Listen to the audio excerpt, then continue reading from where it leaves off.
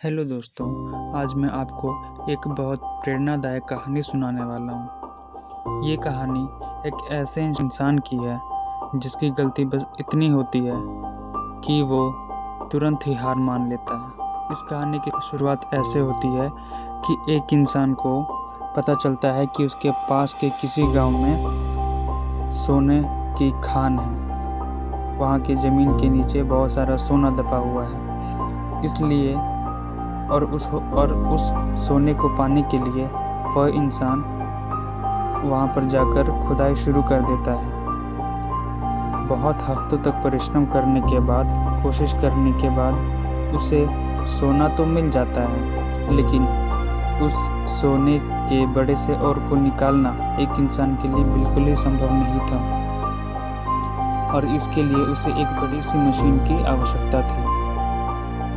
उस इंसान के पास उतने पैसे नहीं थे कि वो उस मशीन को खरीद सके, इसलिए वो चुपचाप उसको बंद करके अपने घर आ जाता है और अपने घर में अपने परिवार के सभी सदस्यों को बतलाता है और अपने सभी रिश्तेदारों को बतलाता है। जब ये बात सब जानते हैं तो इसके बाद सबसे पैसे इकट्ठे करके उस इंसान ने मशीन खरीद ली। मशीन को खरीदने के बाद वह इंसान फिर से उसी जगह पर जाकर के खुदाई शुरू कर देता है। खुदाई को शुरू करने के बाद लगभग एक हफ्ते तक खुदाई लगातार चलती है और जितने दिन खुदाई की गई थी, हर दिन खुदाई होने के बाद उस औरत को वह इंसान लोहार के पास भेज देता था।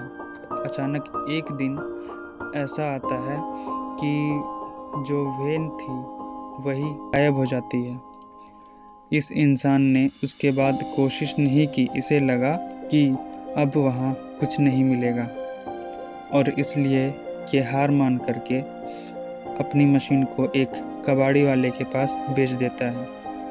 अब वो कबाड़ी वाला क्या करता है, वो समझदार होता है, इसलिए एक माइनिंग इंजीनियर को बुलाता है और उसे जांच करने के लिए कहता है कि वो उसे बताए कि इसके और कितनी गहराई तक सोना मिल सकता है। वह इंजीनियर इस बात पता लगाता है और कुछ चंद कैलकुलेशन करने के बाद उस कबाड़ी वाले को बतलाता है कि इसके 2 फीट और गहराई में सोने की एक बड़ी खान मौजूद है। और यह बात जैसे ही उस कबाड़ी वाले को पता चल जाती है, उसके बाद उस कबाड़ी वाले ने खुदाई शुरू कर दी और खुदाई शुरू करने के बाद वहां से उसने लाखों और करोड़ों में सोने को निकाला और वह इंसान बहुत अमीर बन गया। तो दोस्तों, यहाँ पर हम लोग इस कहानी से इतनी सी बात सीखते हैं कि कहीं भी जब भी आप उलझ जाएं तो कृपया अपने से बड़ों से सहायता लें। उस इंसान से खासकर ये सहायता मांगे कि उस स्थिति में आपको क्या करना चाहिए, क्योंकि अक्सर ऐसा होता है कि हम अच्छे इंसान से गाइडेंस न लेने के कारण पीछे रह जाते हैं। उदाहरण के तौर पर आप अपने शिक्षक को ही देख लीजिए। बच्चे जब बड़े हो जाते हैं तब उनको कोई टीचर नहीं पढ़ाता, उनको बस टीचर गाइड करता है। बच्चे खुद ही पढ़ते हैं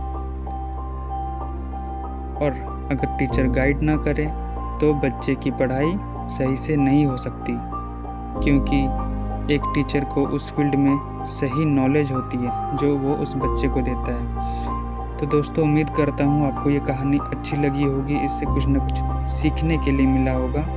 और अगर आपको ये कहानी सच में भाई है तो कृपया इसे लाइक, शेयर और चैनल को सब्सक्राइब कर दें, ताकि ऐसी प्रेरणादायक कहानियाँ मैं आपके लिए लाता रहूँ।